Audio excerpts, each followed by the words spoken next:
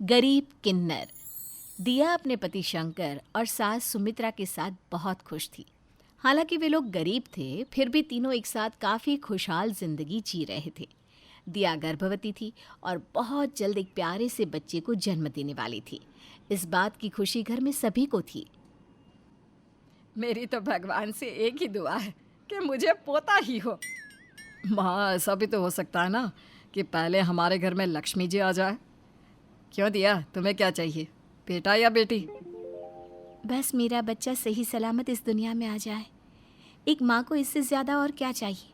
मुझे तो कुछ भी चलेगा, चाहे लड़का हो या लड़की। इस तरह से कुछ दिन बीत जाते हैं और दिया को डिलीवरी पेन होता है।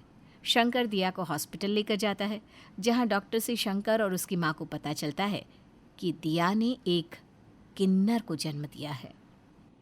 शंकर बेटा, हम एक गरीब परिवार से हैं।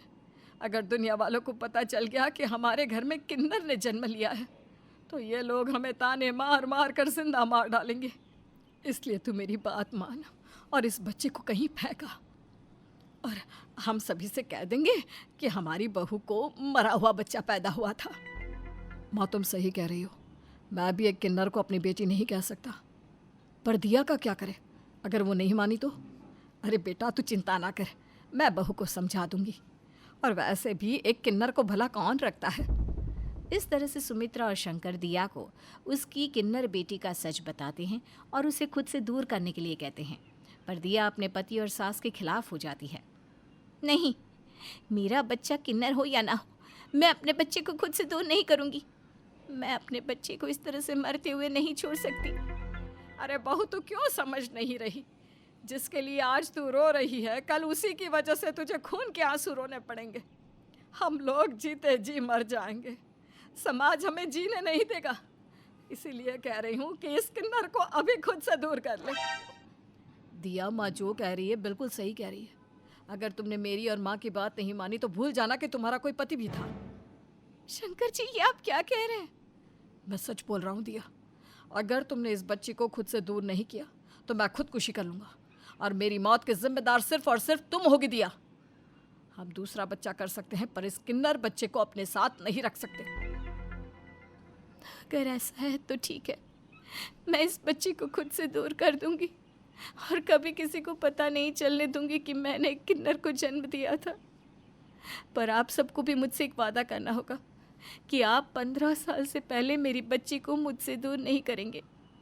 जैसे ही मेरी बेटी 15 साल की हो जाएगी तो मैं खुद ही उसे दूर कर दूंगी, क्योंकि मैंने अभी इसे खुद से दूर किया तो इसे जंगली जानवर नोच खाएंगे।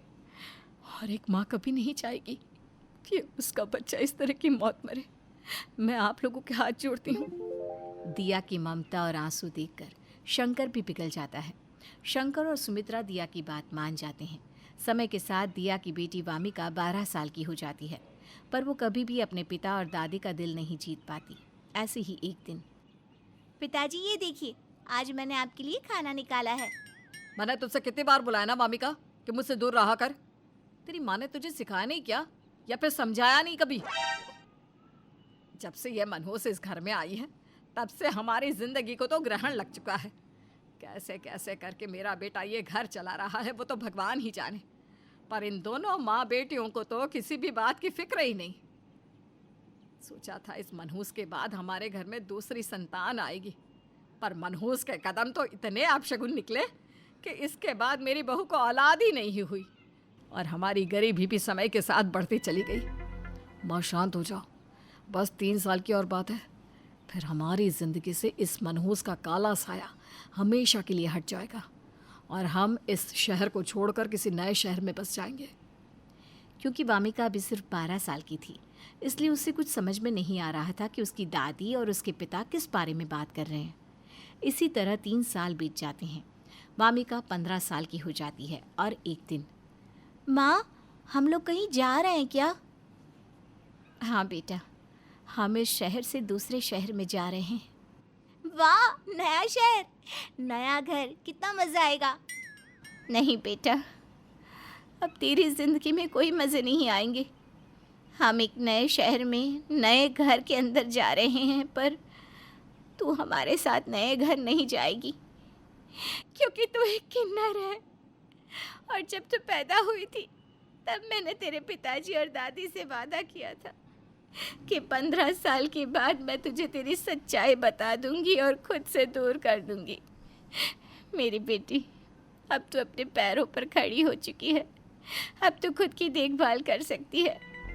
ये सच्चाई सुनकर वामिका के पैरों तले जमीन खिसक जाती है। उसे अपनी माँ की बातों पर विश्वास नहीं होता। नहीं माँ, तुम झूठ बोल रही हो। अगर मैं किन्नर हूँ भी तो क्या किन्नर इंसान नहीं होते? किन्नर के माँ बाप नहीं होते जो आप लोग मुझे खुद से दूर कर रहे हो। मैं इस शहर में कहाँ रहूंगी? आप सब ऐसा कैसे कर सकते हो? बचपन से मैं दादी और पापा के प्यार के लिए तरसती रही और अब आपके प्यार के लिए भी मुझे तरसना होगा। मैं कुछ नहीं कर सकती बेटा। हमारा साथ बस यहीं तक का था। अपना ख्याल रखना। कुछ देर बाद दिया अपने परिवार समेत उस शहर को छोड़कर नए शहर में जाने लगते हैं। दिया अपनी बेटी को खुद से दूर करते हुए कहती है, वामिका बेटा, यहाँ से हमारे रास्ते अलग हैं। अब तू अकेली है और तुझे अकेला ही रहना होगा। तुझे अपने पैरों पर खड़ा होना होगा और अपनी देखभाल खुद करनी होगी। अपनी इस लाचार और बेबस माँ को माफ कर देना। माँ, अगर मैं किन्नर हूँ तो इसमें मेरी क्या गलती है? क्या ये समाज किन्नरों को अपनाना नहीं चाहता? मुझे छोड़कर मत जाओ माँ। दीपा चाहकर भी अपनी बेटी के लिए कुछ नहीं कर पाती और उससे दूर होने से पहले उसके हाथों में कुछ पैसे देकर उससे दूर हो जाती है। वामिका अपने घुटनों पर बैठकर अपनी माँ के लिए फूट फूट कर रोने लगती है। कुछ दिन बाद वामिका उन पैसों को लेकर दर दर की ठोकरें खाती है और जो कोई भी वामिका को देखता उसे किन्नर कहकर धुतकारता रहता। देखिए जी, ये तो किन्नर है ना। हे भगवान, सुबह सुबह आपने हमें किसके दर्शन करवा दिए। अरे भाग्यवान, उससे दूर हटकर चलो ना। तुम तो जानती हो कि तुम गर्भवती हो।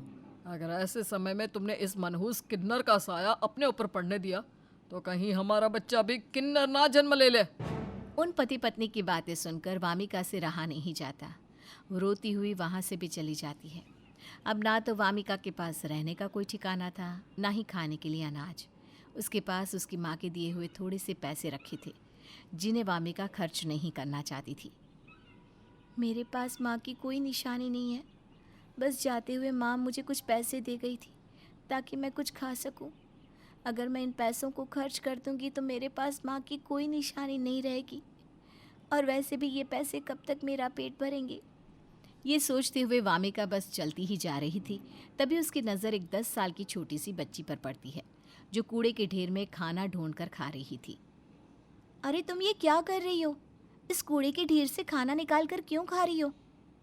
और तुम्हारे माँ बाप कहाँ गए? दीदी, मेरे माँ बाप कहाँ हैं मैं नहीं जानती, पर मुझे दुनिया किन्नर के नाम से पुकारती है। दीदी, ये किन्नर क्या होता है? इस बच्ची की कहानी भी वामिका की तरह ही थी, पर उस बच्ची का दुख देखकर वामिका खुद को मजबूत बना देती है और वो एक प्रण लेती है। ये समाज हम किन्नरों को नहीं अपनाना चाहता ना, कोई बात नहीं। अब मैं अपनी अलग दुनिया बनाऊंगी जिसमें मैं अपने जैसे किन्नरों को रखूंगी। किसने कहा कि तुम अकेली हो? तुमने मुझे दीदी कहा है ना। अब से मैं तुम्हारी बड़ी बहन हूँ। चलो, हम दोनों एक साथ रहेंगे और मेरे पास कुछ पैसे रखे हैं, उसमें से खाना खाते हैं। चलो। इस तरह से वामिका उस बच्ची को पेट भर कर खाना खिलाती है। उस दिन के बाद से वामिका उस छोटी सी बच्ची के साथ रोड पर तालियां बजाकर लोगों से पैसे लेती और कभी नाच कर पैसे कमाती। मिले हुए पैसों से वो घर किराए पर लेती है। समय यूं ही बीतता जाता है। वामिका बड़ी हो जाती है। साथ ही साथ वो अपना एक अलग किन्नर समुदाय भी बनाती है जिसमें उसी की तरह न जाने कितने ही किन्नर होते हैं।